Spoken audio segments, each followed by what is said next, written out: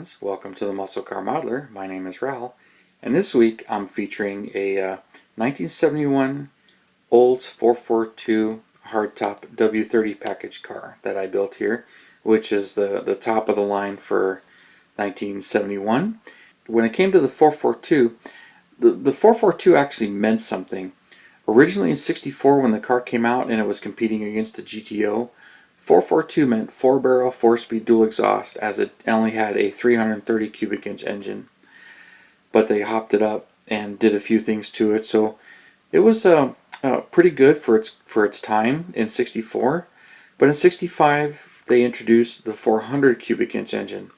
So then the letters meant 400 4-barrel dual exhaust. So it no longer meant 4-speed. So if you see a 442 and it has an automatic, it did happen, but it was not available in '64 when in '65 it was. But the 442 was just an option package on top of the car. By 1968, the 442 became its own car, its own model. So the VIN would actually tell you it's a 442 versus a Cutlass or Holiday Coupe or Sport Coupe, or it was now its own package. But in '68 it was a 400 engine, '69 400 engine. By 1970 the 455 came out, and that was quite a potent engine there. And the W30 package, it made 370 horsepower with a little bit hotter cam, iron heads, and aluminum intake, and 4-barrel carburetor. And it also had the functional ram air hood, the W25 hood, which was a fiberglass hood with hood pins. And for 1970, I like the styling, and it's quite a performer, but for '71, I really like the styling even better. So '71 is actually my favorite year of the 442. But '70 was the most powerful year of it. In 1970, it was 10.5 to 1 compression, and in 1971, they dropped the compression to 8.5 because it needed to run on the clear fuels or the unleaded fuels that were coming, and GM was really pushing that on them. So that was coming down the pipeline, and GM was pushing it. So the rating for 1971 was 350 horsepower. So it dropped about 20 horsepower, but it was still quite a performer. For 1972, the engine was virtually unchanged, still 8.5 to 1, but they went to the net rating. So in 1972 on paper it dropped to 300 horsepower instead of 350 horsepower, but the engine was virtually unchanged. In the W30 package, they did offer all of the 442s came with the 455 engines from '70 to '72. So it was the standard motor, but they had a couple of variants, the W30 being the potent one. They did have a small block before, but in 1970 and '71 there were big blocks. And I believe in '72 too, but in '72 some things have changed, where '71 the VIN tells you it's a 442. '72 became an option package again. So another unique thing for the '71 model is the Sport Coupe. This is the hardtop. The Sport Coupe, which is the one that has the window frames around the windows, and you roll the windows down, there's still window frames. Now you can see those in '68, '69, and '70. For '71, that option was dropped from the 442 package. They did offer the cars, but not with the 442 package. So it's kind of interesting. If you see a '71 with the windows, it's got to be a clone because it was not available. '72, it became an option again on top, so you could get a Sport Coupe in '72 with the 442 package. So kind of interesting. Found that kind of odd for '71 versus '70 and '72. But '71 is just my favorite year of these. I just really like them. And just from the aggressive looks and the styling and everything, especially this front end. The front end is what I really like. The really bigger grills and the extra body lines that are in the hood, where the '70, the nose smooths out. But I really like this hood on the '71 and '72s, but '71 is just my favorite. Just a little bit cleaner, and I like the way the paint is applied on the front ends. But another option that was in 1970 was the W27 aluminum rear center section on the diff. In 1970, it was the entire rear diff center section was aluminum, and the cover, most of the time you find the cover, which is aluminum and cast, and it looks pretty cool. Not really shown on this Johan kit. I believe the Revell kit has it, but the Johann kit does not. But in 1970, the entire center section was aluminum. The tubes were steel. 71, that option stayed, but now the center section is iron, the tubes were steel, and only the cover was aluminum, but it had the same cover.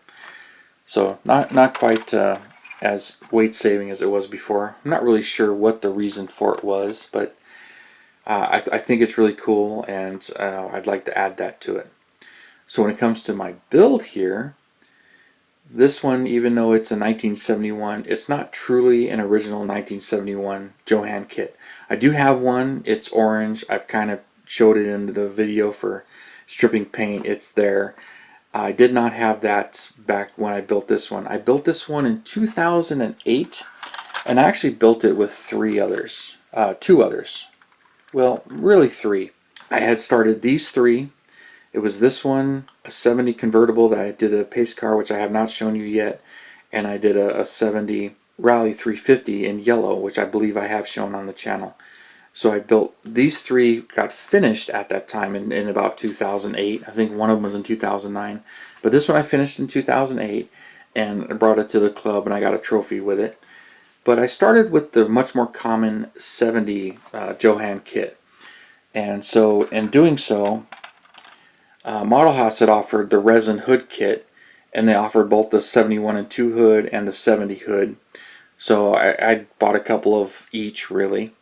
So, you know, the 70s have the hoods, this 71 has a hood, the 72 has the hood. But at the time, and this is very true, you can buy the Resin 71 front bumper, the 71 grill, the 71 rear bumper, and the taillight lens, all from Modelhaus, to convert that much more common 70 into a 71 or 72. And I had done that. And so when it comes to a 71 and a 72, all these front parts are exactly the same. So I've got my convertible here that I've already shown you, but for comparison, it's the same grille and the same headlights. The only difference is for 71, right around the headlights, that's supposed to be painted silver, I left it chrome.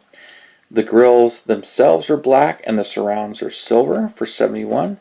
72, the grills are more silver and the surrounds are black, and around the headlights are black.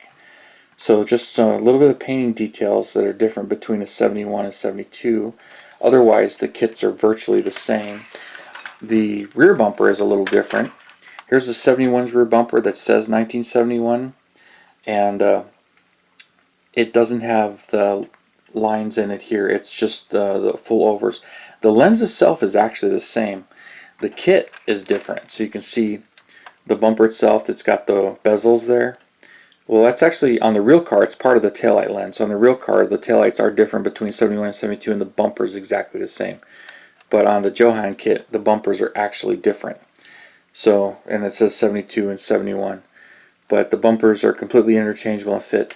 This one, if you remember, if you've seen my other video, this is a full-on resin kit. Modelhaus offered the convertible, but it came with the regular hood and not the W25 hood.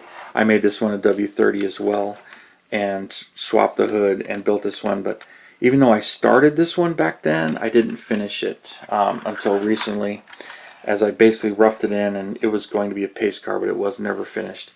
But this one, I painted it black. I knew I wanted it black with white, and I used Fred Cady decals. That's what these are, Fred Cady decals, which are really hard to find now, but they weren't back then. But like I said, this was 2008. And it's heavily kit bashed. 71 is also the last year for the orange inner fenders, which appeared in 68, so the 72 doesn't have it. But this entire engine compartment, firewall, and this, I believe this is Johann, but this is all from the AMT 442 kit. And I swapped it all, the 69 442 kit. So I used the entire engine compartment and chassis except for this part, and the entire underside. So the entire bottom side of this is from the AMT 69 442, which there are a few differences. That the 442 kit, which I'll show the box art here, it has the manual tranny and this exhaust system. So that's the two major differences between the kit. The rest of the kit is exactly the same, other than the air intake and the hoses that go under the bumper, and the Hurst Olds version has the different air cleaner that goes to the hood and no ducts. But it also, that one has an automatic tranny and different exhaust. As a matter of fact, on my convertible, I had used that kit. So this one has the automatic tranny, and then there you can see the resonators and resonators that exhaust system has. But that's really the major difference between the kits. The top of the motor appears the same in this one because of it's really just another 442 with the 455. But I painted the engines blue, which is correct. The intakes were aluminum on the W30, and then the rest of the details are all pretty much the same. This air cleaner came from Modelhaus and came with the hood package, so that's part of that. And I've shown you this build before, which is very little actual Johan, and this one is more Johan, as it's mostly an original 70 kit, but it has the Resin 71 parts to convert it to a 71. And one thing I did change, the hood on the real car, when you lift the hood up, this piece stays here. Johan originally had it as part of the hood like the 70. It lifted up with the hood, which is correct for 70 but not for 71 or 2. That stays there. But part of this grill, the top part of the grill, should stay on the hood, but it doesn't. But I wasn't really going to cut all that up and make it work. Just kind of like it the way it is. But I did cut that and make that a separate part down here, and works out really nice. And just polished the paint. I had to polish this one up because it's been sitting for a while and gotten a little bit dusty and dirty, so I had to sit down and polish this one up.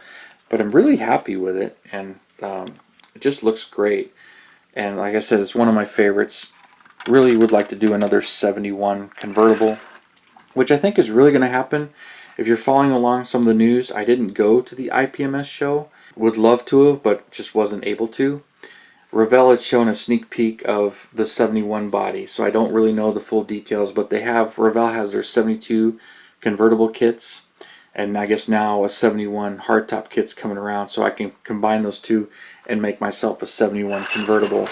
And I still need to do the 72 pace car, which, from that kit, I haven't built that.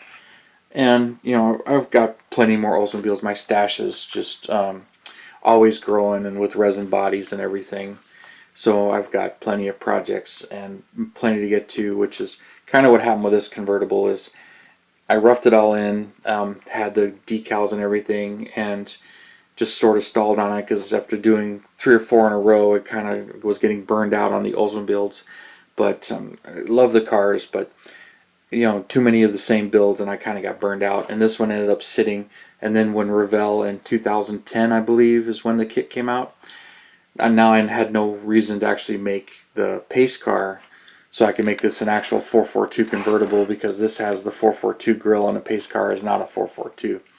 And came with the correct one, so I decided to do this one in this fire orange, or it's more of a red, but I think it's called fire or flame orange. That's what they called it.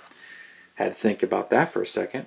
Love both of these, and they just look great together, and got the 4 Oldsmobiles done. I'll show you the 70 pace car eventually on a future video, so you can watch out for that. But really enjoyed building both of these, and I hope you enjoyed watching them and everything. So appreciate all of your comments, your likes, and your subscriptions and shares and everything. And hit that bell button. You'll start getting alerts when I launch my videos on every Saturday.